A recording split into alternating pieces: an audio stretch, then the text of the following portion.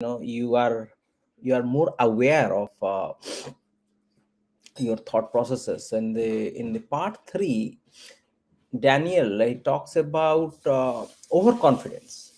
Okay, now we'll talk about overconfidence because he talks about how we take decisions, you know, uh, without basing our decision on the facts. Okay, now he talks about overconfidence, where he delves into the concept of overconfidence, where tendency of people to have excessive confidence in their judgment and belief.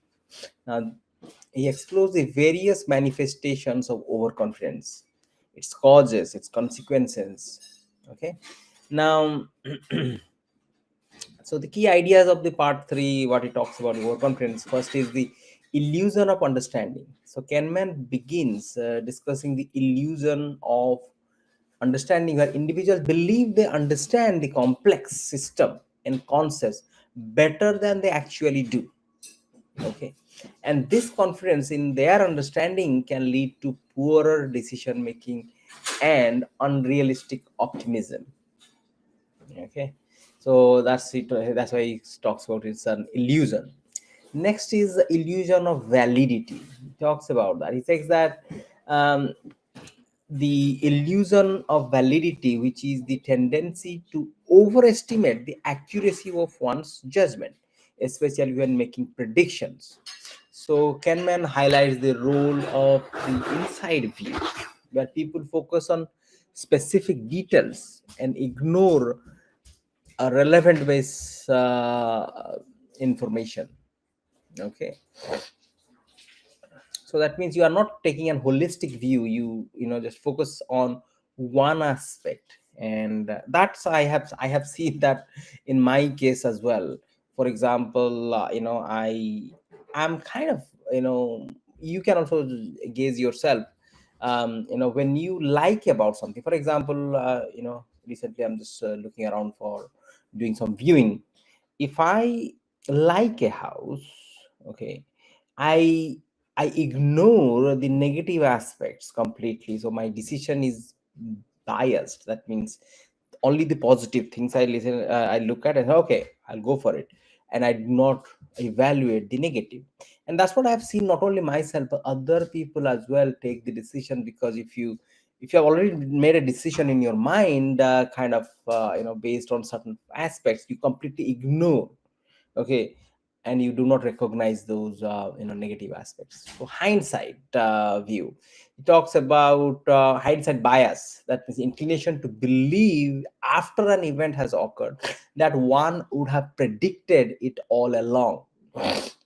In the financial one, in the investment world, if you invest in stocks and shares, most of the time you'll see that people have that kind of hindsight view. Okay, they say, okay, this is how it should have played as well. I always knew about it. This is well, when you look at the graph, okay, if you are an investor or you are a trader, if you look at the graph, going back how it performed, you can logically make sense, and you can logically explain to yourself and others that okay, this is how, why this the graph went this the way it went. However, it can never ever, I have never seen someone correctly predicting, saying that okay, this is how it will happen. Okay, in a long run, in an investment world, it may play out that way. Eventually, good stocks, a good sector you invest in, it will go up. But in next 1 hour, next one day, how it will perform, I may not be able to um, gauge it properly. Well, unless, let's say, today is a budget and there is some kind of a budget announcement happen, and that is in favor from my industry where I want looking to invest. That's a different story altogether. But but in a stock trading world, probably you may not be able to predict unless there is a substantial evidence for it.